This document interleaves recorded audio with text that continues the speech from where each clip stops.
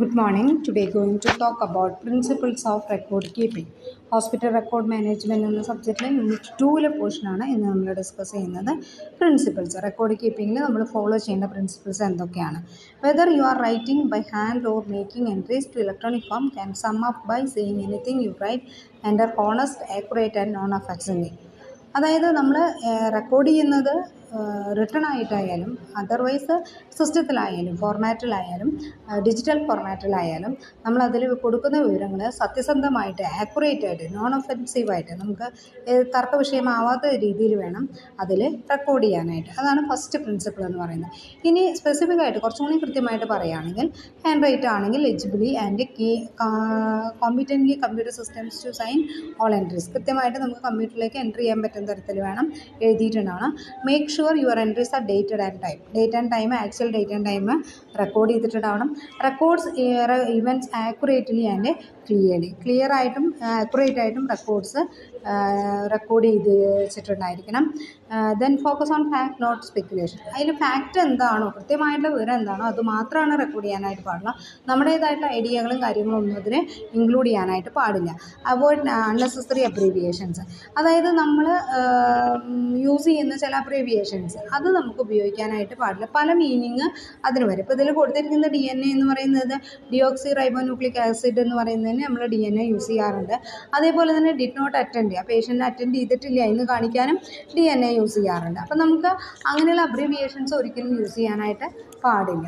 Record how the patient or client contributing his or care fought anything. അതായത് patient പറയുന്ന കാര്യങ്ങൾ important ആയിട്ട് ഇതിൽ ഇൻക്ലൂഡ് ചെയ്യേണ്ട കാര്യങ്ങളാണെങ്കിൽ അത് മസ്റ്റായിട്ട് ഇൻക്ലൂഡ് ചെയ്തിരിക്കണം. Do not change or alter any one someone else he has read. ഒരാൾ എഴുതിയത് വേറെ ആൾ ചേഞ്ച് ചെയ്യാനാവില്ല. ഇനി അതർവൈസ് നമുക്ക് ചേഞ്ച് ചെയ്യേണ്ടി വരികയാണെങ്കിൽ ഡ്രോ അറ്റ് എ ലൈൻ, ഒരൊറ്റ ലൈൻ വരച്ചിട്ട് ഒരു ക്ലിയർ ലൈൻ വരച്ചിട്ട് അതിൽ വേറെ എഴുതുകയാണ് ചെയ്യുന്നത്. Never write anything about patient or a colleague then insulting or derogatory. അതായത് നമ്മൾ കളിയാക്കുന്ന തരത്തിലോ അല്ലെങ്കിൽ തമാശ രൂപേണയോ ഒന്നും അതിൽ എഴുതാനായിട്ട് പാടില്ല. When you are writing always follow principles section written communication and reminder. ഒരു കൃത്യമായിട്ടുള്ള നല്ല ഒരു ആശയവിനിമയ രീതിയിൽ വേണം നമ്മളത് എഴുതാനായിട്ട്. ഇനി മെയിനായിട്ടുള്ള ഗൈഡിങ് പ്രിൻസിപ്പിൾസ് റെക്കോർഡ് മാനേജ്മെൻറ്റിൽ വരുന്നതാണ്. ഒതൻറ്റിക് ആയിരിക്കണം, ആധികാരമായിട്ടുള്ള രേഖകൾ കാര്യങ്ങളൊക്കെ കീപ്പ് ചെയ്തിരിക്കണം. പർപ്പസ് ടു ഹു ക്രിയേറ്റ്, ആര് ക്രിയേറ്റ്, എപ്പോൾ, ടൈം, അതൊക്കെ അതായത് നമ്മൾ സൈൻ ചെയ്തിരിക്കണം, ഡേറ്റ് ചെയ്തിരിക്കണം, അങ്ങനെയുള്ള പിന്നെ കൃത്യമായ ഡോക്യുമെൻറ്റുകൾ കീപ്പ് ചെയ്തിരിക്കണം. ഇനി ആക്യുറേറ്റ് ആയിരിക്കണം. ട്രാൻസാക്ഷൻ്റെ ഡോക്യുമെൻറ്റ് കൃത്യമായിട്ട് കൃത്യമായിട്ട് കാര്യങ്ങൾ എഴുതുകയോ അതുപോലെ തന്നെ കീപ്പ് ചെയ്യുകയും വേണം. ആക്സസബിൾ ആയിട്ട് record must be readily available when needed. എപ്പോൾ ആവശ്യമുണ്ടെങ്കിലും നമുക്ക് പെട്ടെന്ന് കിട്ടുന്ന രീതിയിൽ ഡിജിറ്റൽ ഫോർമാറ്റിലേക്ക് ആക്കി വയ്ക്കുമ്പോഴൊക്കെ നമ്മളതിൻ്റെ ബാർകോഡുകളും നമ്പറുകളൊക്കെ കൃത്യമായിട്ട് ആഡ് ചെയ്ത് കഴിഞ്ഞാൽ നമുക്കതപ്പോൾ തന്നെ പെട്ടെന്ന് ആക്സസ് ചെയ്യാനായിട്ട് പറ്റും.